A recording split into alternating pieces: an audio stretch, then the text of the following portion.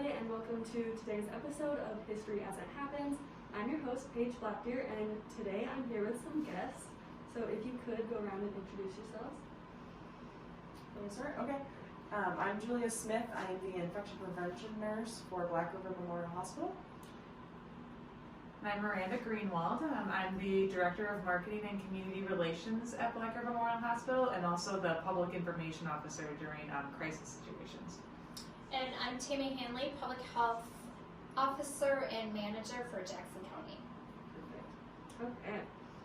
So starting off, we'll give some context to our future listeners. So whoever thinks they're best qualified, would you like to tell the listeners what COVID is in general? Or you could collectively speak. Anybody? All right, I'll go first. I feel like I need like a flag. Sorry. I can find some of those, Julia. So COVID-19, SARS-CoV-2 is a respiratory virus. However, although it starts respiratory, it also impacts neurologically, cardiovascular. Each person's different with how it affects. Common symptoms: congestion, fever, chills, nausea, vomiting, diarrhea, shortness of breath and cough, loss of taste and smell. I feel like that was more with the early variants. We're not seeing it. Yeah, we're not seeing it with the Omicron variant. And it's just ran through the nation, ran through our county. Has really impacted us as a community as well. Okay. So as health workers in this community, what was from each of your perspectives, what was the effect right away? So think March 2020. Tammy? So when I think of when we heard of this in December of 2019, I think most of us were like, it's, on the other side of the world and not too worried about it. Kind of, we went through the MERS and the SARS. And so we weren't real worried about it till January when we started hearing more and more. And then all of a sudden the counties around us are blowing up and we're waiting, and I'm talking to the hospital and talking to the clinic. We have no positives, And then finally in March, we had our first one. I got it at 9:30 on a Saturday night, and I ran into work and I was doing my interviews till midnight that night, just because it was here, and it was such a big deal that it was finally here, and then it just blew up from there. And I think just from a information perspective, it was crazy how all of a sudden there was so much information, and trying to find a way to communicate all of that in a way that also helped to control the panic and reassured people that everything's okay, but also made sure they had the right information to make the best decision that they could. So it was this moment of there's so much information, and trying to find a way to communicate it effectively was the first reaction. And I think, going from that information, it was changing so fast, minute to minute. And we had here, and I don't know what the hospital did, but we had daily meetings up front just to connect with everybody as to what each person was doing, because I was overseeing communicable disease here by myself, and then all of a sudden it got so big that pretty much everyone had to jump in. We're reaching to the hospital, we're reaching to the clinics, they're reaching out for us. We're trying to pass stuff to them, they're trying to pass stuff to us. It was lots of emails, lots of meetings kind of through Zoom and things like that, and it was just every day things were changing, and then we'd finally figure out what we were going to do or what we needed to tell people, and then it would change the next day. It was just very busy and very overwhelming.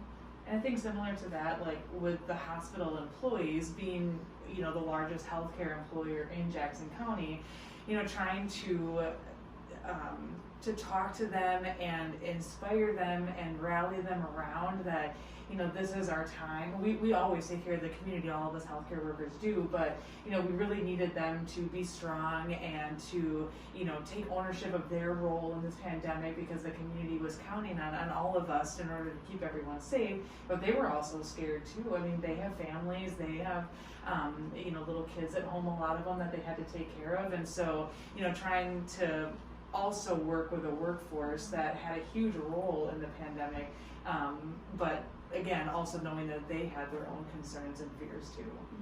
And that was like, you know, our hospital crews frontline. Then we had on the other side, we had like our law enforcement, that, you know, right away it was like, we're not going to do any arresting. So, you know, whether you put them on a ankle monitor and sent them home, or you just didn't charge them with, yeah, I mean, you were arrested if it was serious, but if it was minor, letting them go.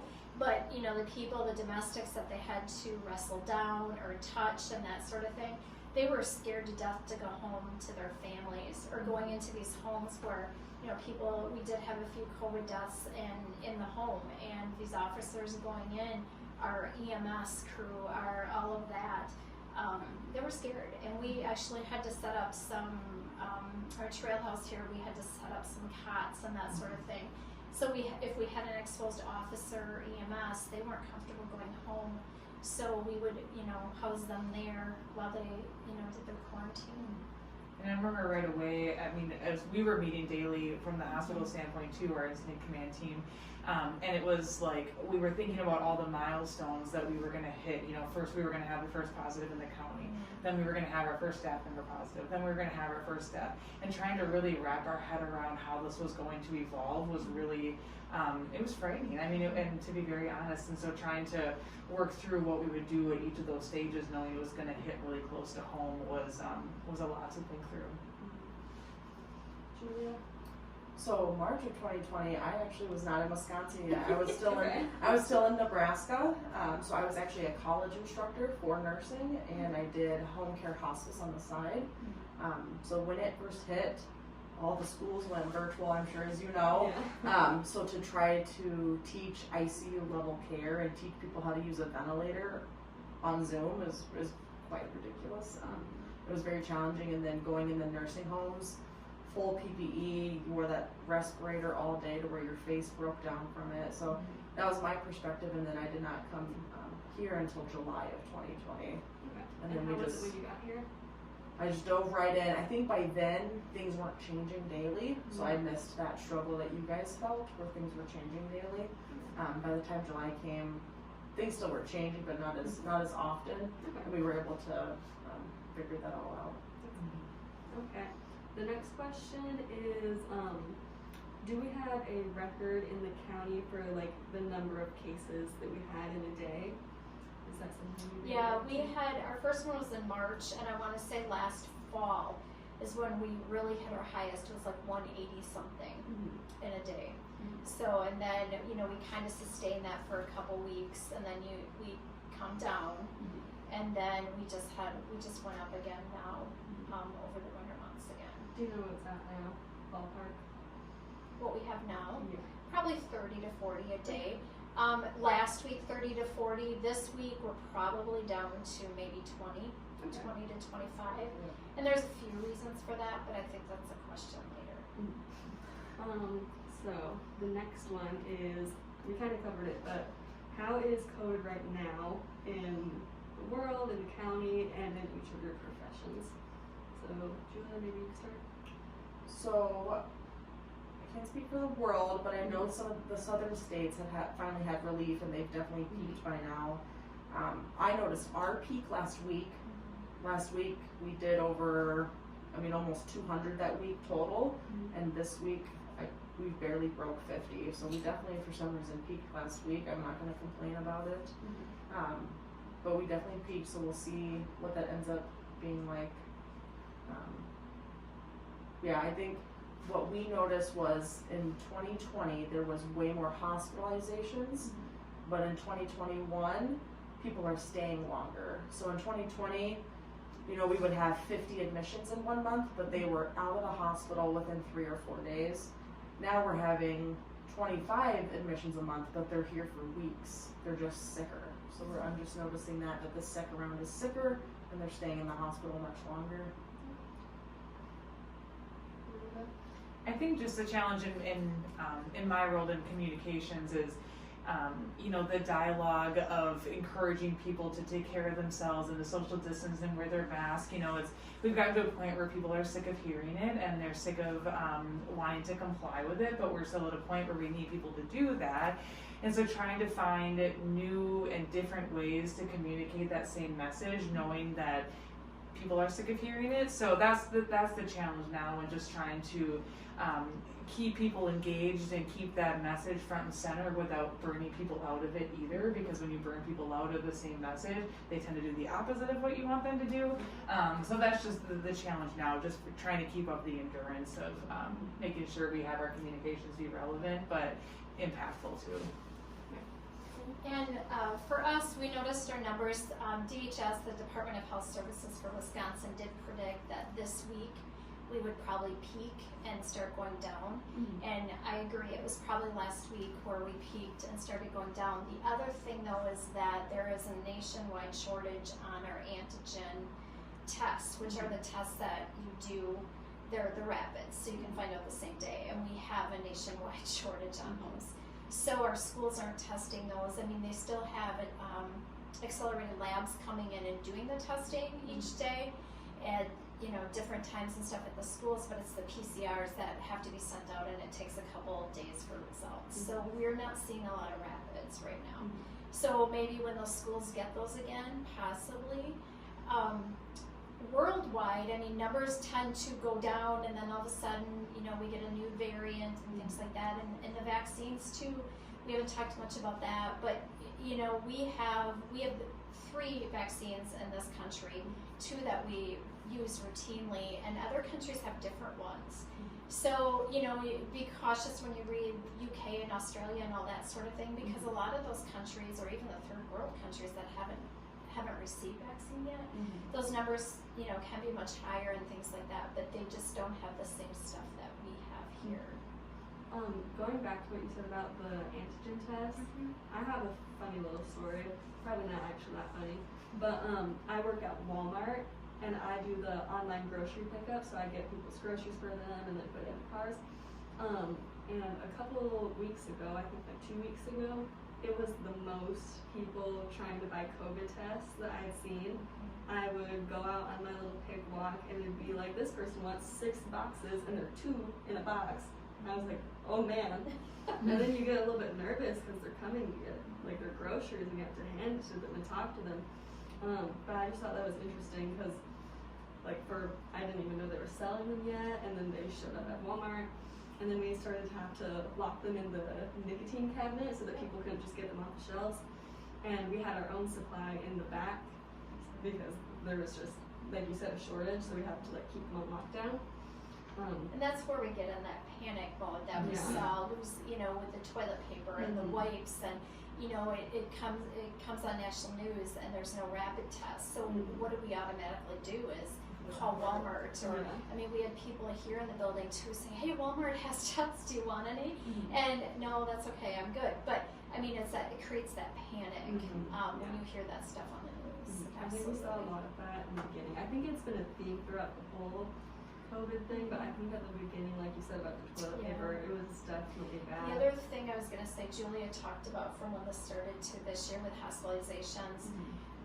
When this all started, people were scared, but they were really receptive. So they couldn't wait for the health department to call, and that tracer, we had hired 12 tracers outside of the health department to make phone calls and work with our positive cases and their close contacts. And people couldn't wait for us to call because they were wanting to know the information, and they had all these questions, and they wanted their letters and they needed their letters and stuff. And really in the last year, it's really changed, and we've actually people are quite abusive. I mean, some won't answer their phones or they won't return your calls, but we've had some tracers that have been verbally abused in all of this, and the health departments too. We have health officers in other counties that have been threatened and have had some bodyguards at night, and so it's really kind of taken people like Miranda that are really tired of hearing about it. And so when you get that call from the health department that you've been exposed, people don't want to hear it anymore. And so we're seeing more, like I said, more resistance this time versus last year when we were doing vaccine clinics at Jackson Electric. I mean, we couldn't give enough vaccines. People were coming in droves and wanting to get that vaccine done. And but like I said, it's completely different. Our demand now for vaccines have dropped drastically. But you can get them almost anywhere too. So it's really changed in a year's time with people's attitudes, and I don't know if it's attitudes or just their beliefs. They're tired. I think to Tammy's point, I think the general person can be tolerant of disruption to their lives for a certain amount of time, but then eventually when they want to see their family, they want things to be back to normal, they don't want to hear about it on a daily basis, then it starts to change the behavior because they're no longer tolerant of that much disruption to their lives. And we see that at a local level, we see that at a state level, we see it at a national level, so it's, and I don't know that makes it better or worse. I mean, in some cases it's like, we're all in this together, no one's not dealing with it, we got to work through it. But at the same time, when you think of that, it also is really overwhelming too, because then it feels like there's no out, that there's no place that someone can go without hearing about it. So, you understand why people get tired of it and why they, are resistant to it, but it's just one of those things we have to work through and hope that time will heal. Okay. The next question is related to current mandates. So I think over the past roughly 2 years, there have been a lot of changes. First, it was kind of like save all the masks for like public health workers because they need them because they weren't really like producing them as much as they are now. So it was that, and then it was everybody get masks, and then if you're vaccinated, you don't have to, but you probably still should. So there's been a lot of changes. So from a more professional point of view than me, how's that been for you guys? Again, it's been more of those changes. It tends to change, and when we look at there's really not much for mandates. There's required or recommended is the key word now, recommended, and it's different for healthcare workers, so they can talk about that piece versus the general public for what I do. So it used to be 14 days quarantine at home, 10 days if you're positive, you isolate at home. Now it's if you're positive, you stay home for 5 days. If you're better, you can leave your home, but you got a mask for 5 days. If you're close contact, we recommend you stay home for 5 days if you're not up to date with your vaccines, and that includes your 2-dose and then your booster. However, it's it's just recommended, and so that's kind of where it's tough to, because a lot of people will say if it's feasible, we recommend you stay home. Well, it's not. We have jobs, we have school, we have daycare. It's not really feasible anymore. So basically, it's if you're sick, stay home. If you're out and about, mask. Different in healthcare. So we mandated the vaccine back in 2021, effective December 1st. And then what came to follow is that OSHA put out their mandate for the vaccine, and then now CMS has too. So there's been different bodies. So we do have the vaccine mandate for our healthcare workers, for anyone that works for us. And that's been in place, and it's been fine. But CMS only validated that what we did is the right decision. It's the best thing to keep the employees safe, their coworkers safe, patients and visitors safe is to be vaccinated. So that's been in effect. But otherwise, it's really the only mandate we've had, besides whatever's come from the county. Yeah, and we don't have, like county, we don't have a vaccine mandate, but we do have a mask mandate. So when you're in a county building, you're asked to put a mask on. If someone came in from the general public, I mean, we have signs on the doors, we have masks, we ask that they put them on. But I think if it came down to it, we wouldn't wrestle them down to the ground per se. But people are pretty open to wearing a mask if we ask. I think a good point to make too on the healthcare side is that vaccine mandates aren't new to healthcare. Most organizations require the flu vaccine in healthcare, so it's interesting how this is viewed so differently when really it is different, but vaccine mandates aren't new to healthcare. So trying to explain that and distinguish that and have that be part of the conversation is what we try to do, but not everyone sees it that way, but it's a good point to make. And going that route too with vaccines is that I've been at the health department for 20 years now, And we've been going into schools for 20 years doing flu shot clinics, doing your 6th grade Tdaps, kindergarten shots. We've been doing that for years and years. And now last year with the COVID vaccine, all of a sudden we're getting, all this resistance that we shouldn't be in the schools. You're going in and you're poking kids without okay from parents, and nothing's further from the truth. We ran it just like all the other clinics. The parents are aware. Parents, except for COVID, we required the parent to be there. Our other immunizations, we just need a signature. But we did everything the same that we've done, like you said, for years at the hospital. Everything was the same. It was just really, grasped and looked at in a different way. But no, we've been doing the same thing in schools for years, but with COVID, it really came out to be a very controversial thing. Well, and similar to that, and none of us were around when the flu vaccine first came out, so it seems like whenever you have a major vaccine that gets developed, there's going to be growing pains, there's going to be resistance because it's new, because we don't have, 10 years of research behind it. So, even though none of us have lived through it, so we can't say for sure that it was like this, but if you if you look back on history, you read, reports about it, it's very similar. So it's just unfortunately part of new developments and part of change that's hard and uncertain. So. And if you read of the 1918 influenza, they had masking mandates, and there was controversy if you read up on that.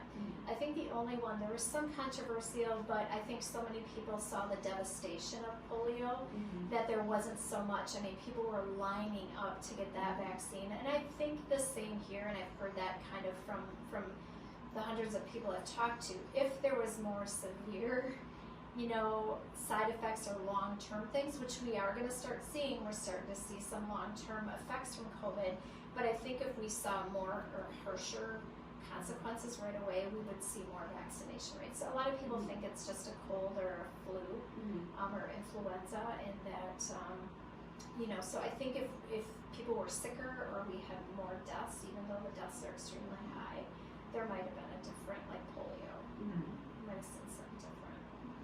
And going back to vaccinations, you said at where you guys work, it's mandated. Yep. So I assume you guys are.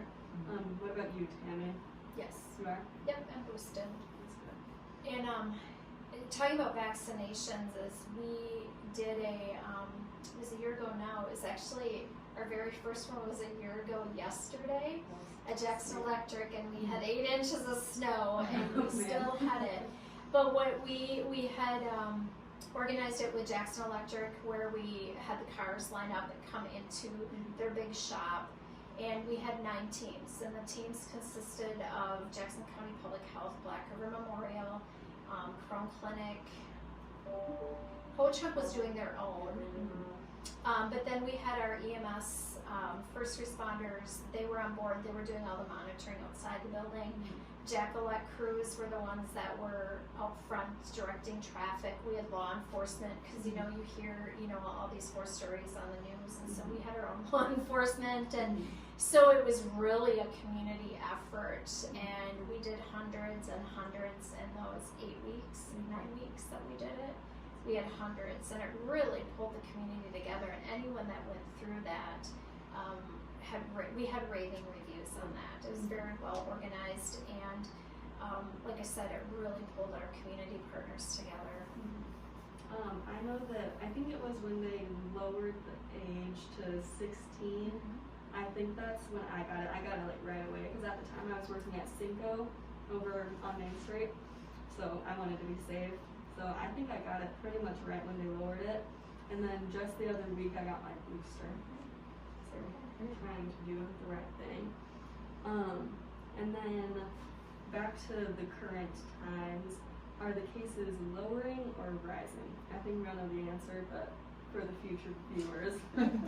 Yeah, as of today, February 4th, 2022, we're going down. Okay. So there's now a new subvariant that's come out that's been identified in Wisconsin. It's supposed to be more transmissible. So we'll see. I think there's a couple reasons that numbers might not go up, because people don't want to know. They don't want to be tested. They don't want that. Also, we have a shortage of tests. Yeah. And so I'm hopeful that folks are just staying home when they're sick and wearing masks when they need to, and it's going to be here for a long time yet. So I know that at the high school there was some resistance, kind of like what you said. So I think that if people were getting tested, we would have had a lot more cases in the high school. I think that a lot of them went like under the radar, because you'd see people get sick, but they're like, oh no, I don't want to test, because if I have to test, then I'll have to leave.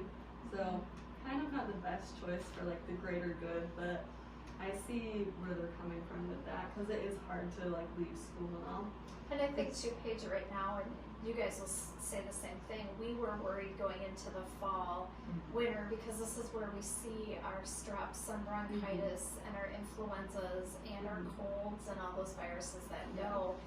Interesting enough, we had a real high jump in RSV in the fall that really came down pretty quick. And then influenza numbers were going up in December, and all of a sudden January they just took a nosedive. So are people not getting tested? I'm not sure. They've changed the test where you can check for the 3 viruses now. But we're seeing a nosedive in influenza now too. And last year we could explain it because we were all wearing masks. We were all staying home. We were all hand sanitizing and things like that. So it's easy to explain the decrease in numbers. But now this year it's just another odd year. I think to your point, Paige, about things flying under the radar, I personally think that that's absolutely true. And even as a mom with young kids, it's unfortunate the anxiety that is now present when you have a kid who is, has a stuffy nose or is maybe having some respiratory symptoms or a cough, and whether I, take them in, but then that's going to impact daycare, and what about the other kids, and how about that, or it wasn't always like that, so that constant anxiety whenever there's a cough or a stuffy nose is just, it's a lot. And I think for that reason, a lot of those cases are flying under the radar, because they'd rather just like either pretend it's not there or pretend it's something else, or not want to have to know, because then they'll have to, quarantine or whatever it might be. But I do agree that I think there's a lot that flies under the radar. But Okay. The next one is focusing on not like physical health effects. So I don't know if any of your guys' jobs covers this, but I think that with COVID there was a bit of a spike in like mental health issues, because with the first quarantine and all the isolation and like the general dread of knowing that this is going on. So do any of you cover things like that? Well, we definitely have mental health services at our clinic that we open, and the demand for mental health services is incredible. We don't have enough providers to serve the demand in our community. We have over 100 people on our wait list, and so the need is definitely there, and we're definitely seeing those effects, and we're proud that we're able to serve the need to the best of our ability with the providers that we have, and our providers do a great job. But yes, I'd say from the hospital's perspective, we are seeing it and we're serving it as best we can, but there's a lot of it, and we wish that we could do more. But okay. So moving away from that part, I was wondering if any of you have a story that's related to COVID, if you've had any sort of personal experience, if you've had it, if you knew someone that had it. If you want a moment to think, I have a short story. So I actually had COVID just like 2 weeks ago. I had COVID and pneumonia, so that was a bit of a rough time.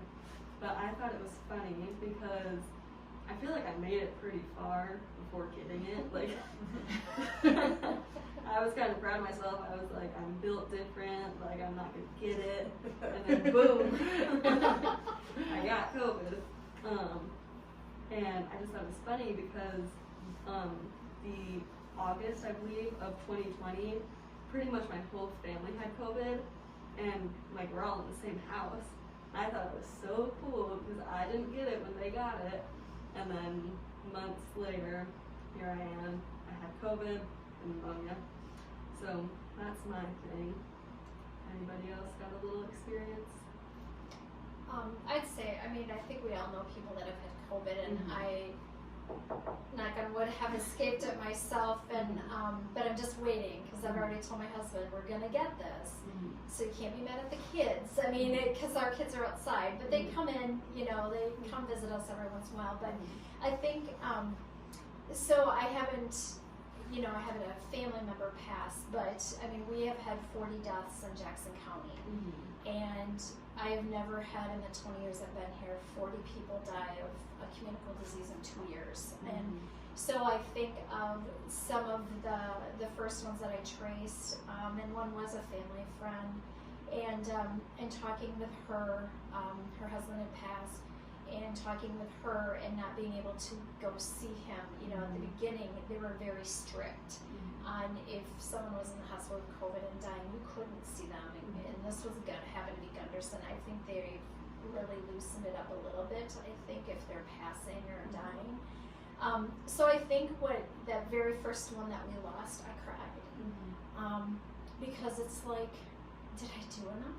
Did I educate our community enough? Did I, should I have done more? And as people pass, and I'll be honest, most of our deaths are unvaccinated. And so we couldn't get the vaccine fast enough in these arms. And so each one you did, you know, you thought, okay, here we go. And now the vaccine is there, and so there is that option. But like I said, early on it was just that, am I doing enough?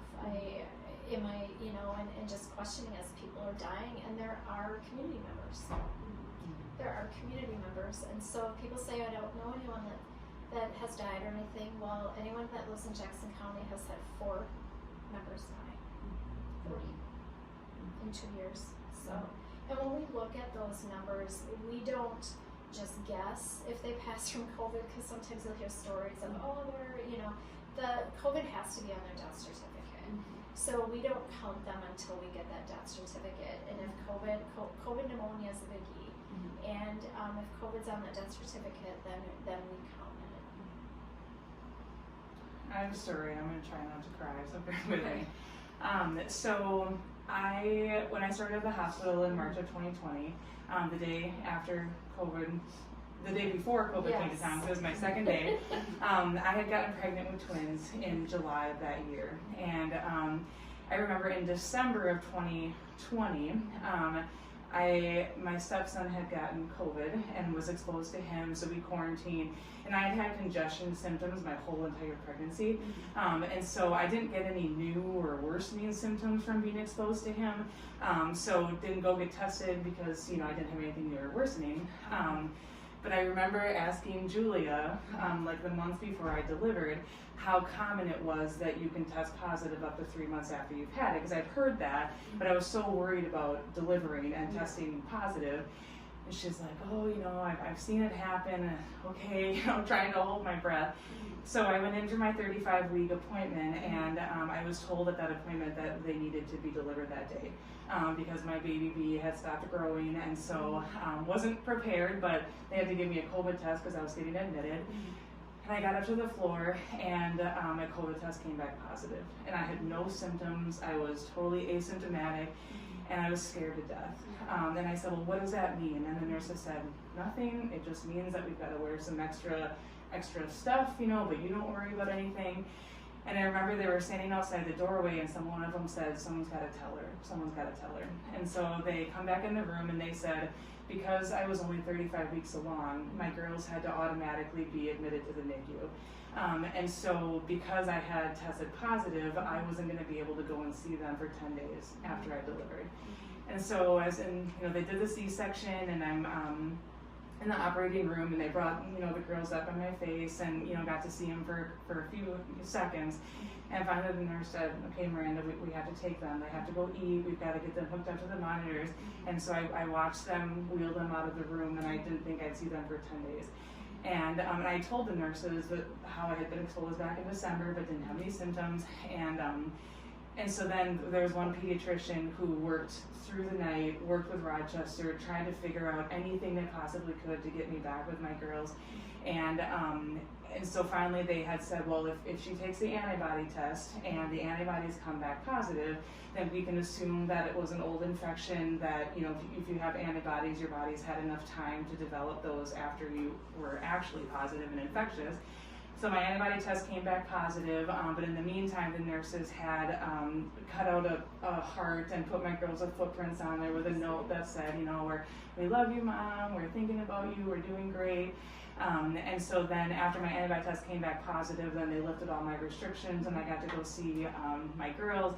And so then, you know, we had to feed them every 3 hours. So then every time I walked to the NICU to feed them, I thanked that doctor for working through the night. And it really solidified my love for healthcare, just because I thought in that moment I was so vulnerable during such a scary time, even outside of the pandemic, but then you add all the pandemic stuff on. And they still did everything they could to try to make it possible, and they made it happen.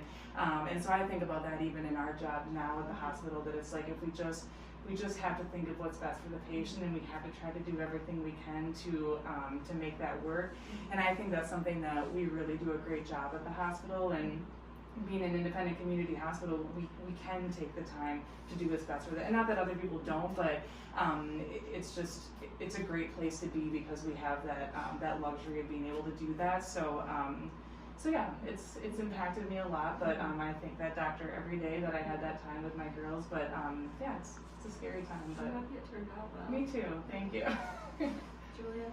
Yeah, she had called me, she's like, you're never gonna believe what happened. I was like, oh my god. COVID has not really impacted my family a lot since it started, but one of my immediate family members now has the COVID pneumonia and has a lot of health conditions. Just had a bronch done yesterday, so we sit by and wait to see what happens with that. So send some good vibes, but it doesn't look great. Mm-hmm. And I actually had I'm not even 30, and I had a class member of mine pass away from COVID of Thanksgiving just a few months ago. So it's not something that doesn't impact or couldn't impact anybody. So yeah, you just have to keep being thankful for the time that we're here. The first time that my family had COVID, so the August of 2020, my dad was really bad. He did get hospitalized, and he was in there for like 9 days, I think. He was on oxygen, and I think, like you said, it was really strict back then. So like the most we could do was like drop something off at the front for him. Like we'd like bring like a little like care package because he was there. But that was a tough time. Because it was me and my mom, and I have 2 younger siblings, and my mom also had COVID, so I was the only like fully well one. So I like had to help like take care of the younger ones because my mom was sick, and then we'd like try to go and visit my dad and then drop stuff off for him. So that was a hard time for my family. And I think, Paige, that was back in, because I remember that we were waiting for you to turn, but you never did. And the thing with Delta is back then is we really didn't see a lot of whole families with Delta. So, and I think because it was harder to pass from person to person. Now, so it wasn't uncommon for us to call a family and only have maybe one person, and as soon as we could, separate them in the home, we could prevent others. Now with Omicron, it's been different. It is so easily spread that if one gets it in the house, it's pretty much the whole household. Yeah. So that's a little different. Yeah. Okay. So, with this new way of presenting information for the History Project, because previously it's just been like written out and transcribed interviews, we're doing a video as we see. So I started this little tradition on my last 2 episodes that I recorded. So we do a little piece of advice for the future listeners. So I think that given the context of the last 2 years, I would just say that it's important to take time for yourself, because there have been some tough times, I think, for everybody. So just take time for yourself and recover, do some self-care, because there's really a lot going on in the world. So does anybody else have any little advice for our future listeners? I'd say moving forward, not only with COVID, but definitely, the personal care, but if you're sick, stay at home, hand washing, mask wearing. There's some talk that hopefully the mask wearing and that whole thing will continue, in years to come for influenza and colds and things like that. But be very vigilant, take care of yourselves. If you're sick, stay home. Use your hand sanitizer. If you walk someplace and it's crowded, back out, or mask, or, you know, do what you're comfortable with. I think I agree totally with the self-care and being vigilant. I think my piece of advice would be just to, regardless of what the world is going through, what you're going through, to just be kind to people. You know, we have found that it seems to be harder for people these days to be kind and to be compassionate to what others are going through, and it just doesn't make it any easier for anybody. You know, so just always be kind. Is what I would say to other people. That's a nice one, Miranda. Thank you. That's a good one. It's very kind. Mine, I gotta put my plug in, and I know in high school you learn how to do it, and in college, if you go to college, you're gonna learn how to do it. But in all your projects and all your activities, you use evidence-based research. That is what should be used to make decisions. Something that is evidence-based, that's done by organizations or scientists that actually know what they're doing. And so it's really important to know how to search for that, because there's a lot of junk online, and that is one thing that I have spent too much time working on, is filtering through all that junk. So evidence-based research is key going And forward shutting forever. the news off. Yeah. I think And shutting the news if off. if you go home and don't watch the news, I tend to be a little calmer. Yep. Unfortunately, I learn about a lot of stuff on the news, so when I come to work, sometimes it's at my desk, but really, I think if people can just, it's that scare panic factor, and just shut the news off. Okay. Thank you, everybody, and also good job to you guys, like for this interview and in general. Like, you're all doing important work for our community. So thank you, and thank you for coming. And that is a wrap on today's episode. So thank you, everybody, one more time. And that is History as It Happens.